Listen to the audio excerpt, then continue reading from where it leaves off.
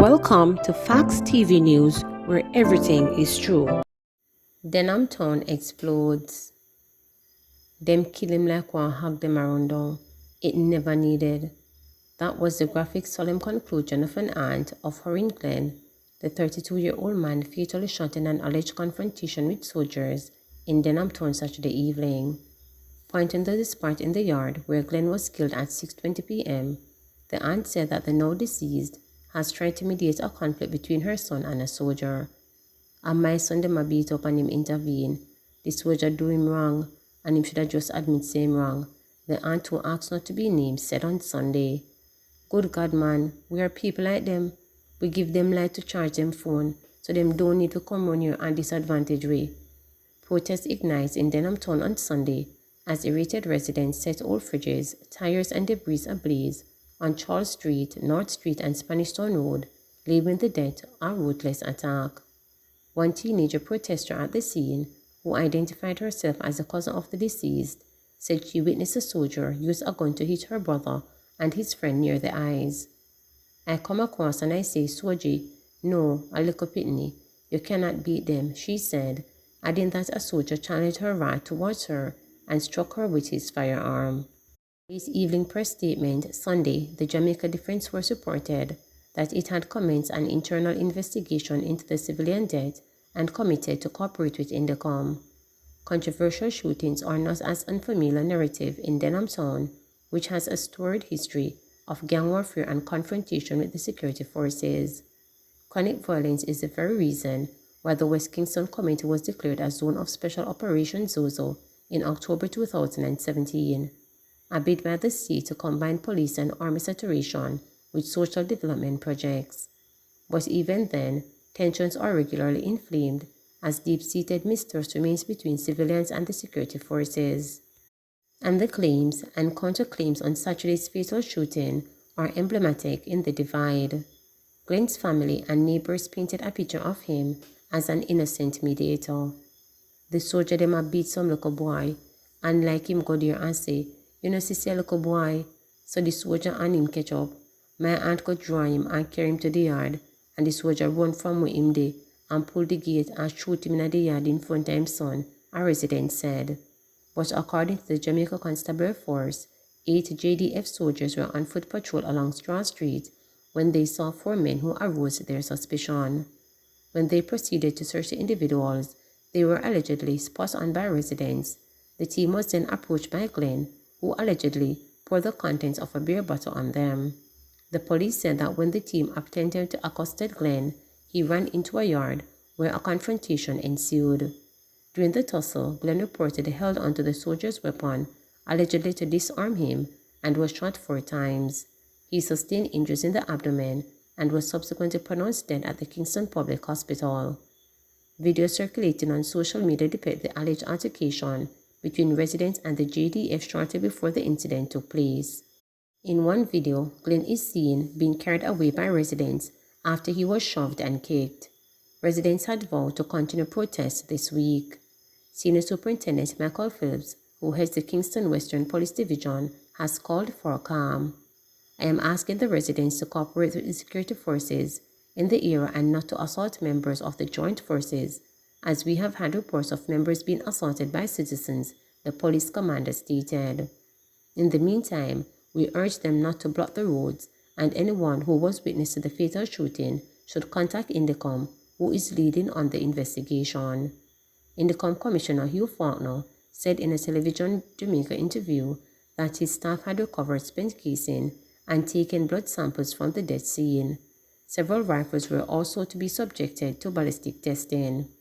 On Thursday, Prime Minister Andrew Holness moved a motion in the House of Representatives for an extension of SOZOs for an additional 60 days, citing major reductions in violent crime in these communities. Go-Go Club, Bar and More at Retirement Dump.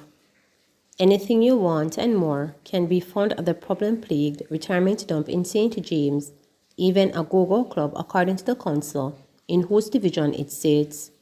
In fact, Councillor Michael Thorpe, PNP Party, Granville Division, is convinced that the thriving commercial activity taking place at the dump contributes to the frequent fires that they have had reduced air quality across large swaths of the parish. "Let me give you a snapshot of what the dump looks like," he said in response to a query about whether the largest blaze had been caused by trespassers. "If you want a drink of rum, there's a bar at retirement dump. If you want any type of clothes, there is a store at the retirement dump. And if you want medication, there is an active dump. If you're into go-go, they have nightclub up there." He was responding during last Thursday's regular meeting of the St. James Municipal Corporation to a question from Government Senator Councillor Charles Sinclair, Jamaica Labour Party, Montego Bay North East Division. When reporters visited the dump on Monday afternoon with Michael, some of the scenes he described were easy to spot. Like the car that doubles as a bar, Michael, in order to verify its statement to the corporation, ordered a few sticks of cigarette for himself and a drink of rum for one of the workers. Other commercial activity had to be explained, like the blue cargo container that reporters were told was being readied for rent. For $5,500 a month, said one enterprising individual, the container offers a room, a bed, and a man. The old wooden bar and the former house of ill repute were abandoned at a section of the site, the one that had the most recent fire. Commercial activity moves wherever the dump takes place.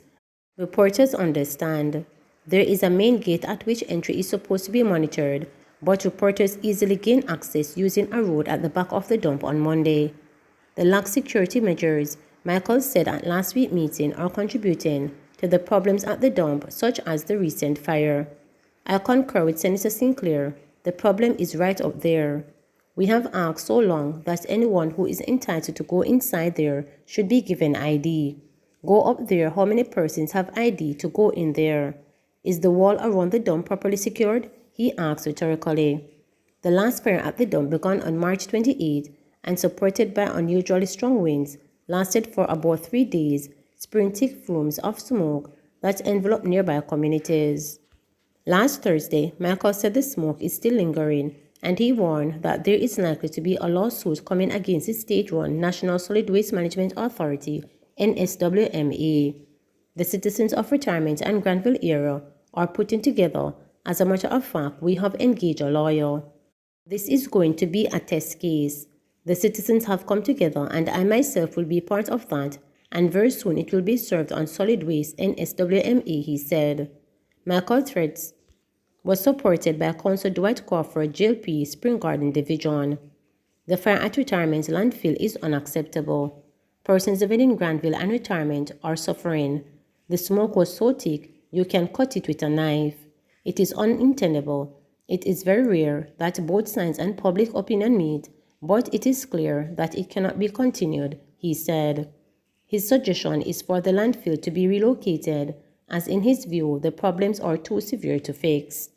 "If we're drawing material from as far as Westmoreland, Hanover, and Trelawney, there is no reason it should be right at the doorstep of the fast-growing city in this hemisphere.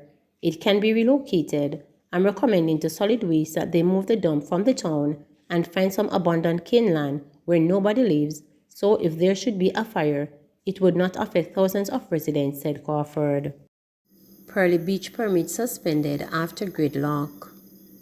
Following an emergency meeting between stakeholders at the St. Anne Municipal Corporation on Sunday, a ban has been placed on permits for events at Pearly Beach, which has been cited as the main cause of Saturday's gridlock in St. Anne. "Immediately, we're suspending the permit for events at Pearly Beach for a little while," Mayor Sidney Stewart reported after the meeting. "The police made that recommendation until we're able to examine again the Pearly Beach venue, because the primary disturbances were really at Pearly Beach, according to the police," Stewart stated. The meeting involved the municipal corporation, the police, the National Works Agency NAA, and the St. Anne Development Company, a subsidiary of the Urban Development Corporation UDC, which owns Pearly Beach. St. Anne Development Company has been mandated to rethink the process of venue rental and to provide new, tougher conditions for the hosting of events there. The mayor said another meeting will be held in 2 or 3 weeks to determine the next step. Questions about long-term strategies, Stewart pointed to the plan to upgrade the roadway from Ocherest to Montego Bay. He also disclosed that new measures would be formulated to govern the activities of event promoters.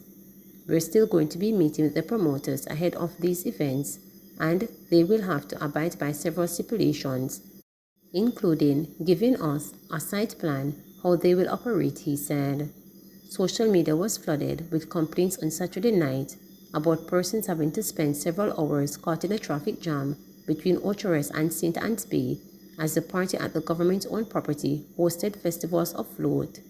But while FOF might have been the main reason for the gridlock, Powell said there were other activities along the corridor. One of the persons caught up in the traffic, Andrew Allen, reported that it was pure chaos as he tried to make his way off the highway at the Miami Bay roundabout as he journeyed from Kingston to Ocho. He was stuck at the roundabout for about an hour.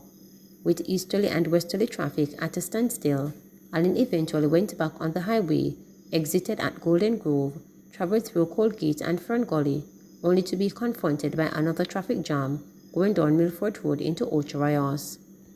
On Sunday, the police beefed up traffic enforcement manpower and pledged to monitor vehicular flow on a national holiday. Meadows end toxic ties with JLP.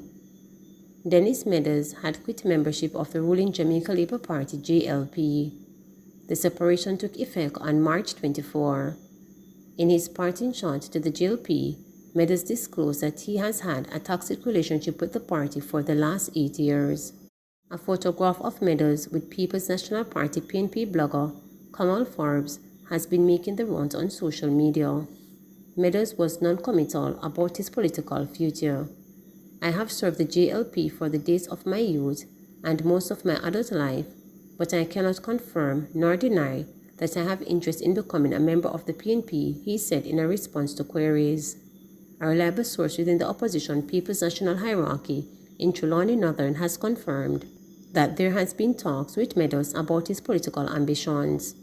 Meadows unsuccessfully challenged Dr. Patrick Harris in Trelawney North in 2007, polling 8,642 votes to Harris, 10,164. He also lost to Patrick Atkinson in the 2011 general election.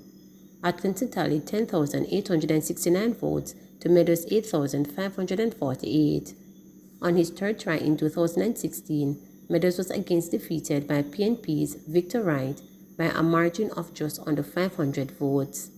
Wright polled 9,611 votes and Meadows received 9,162.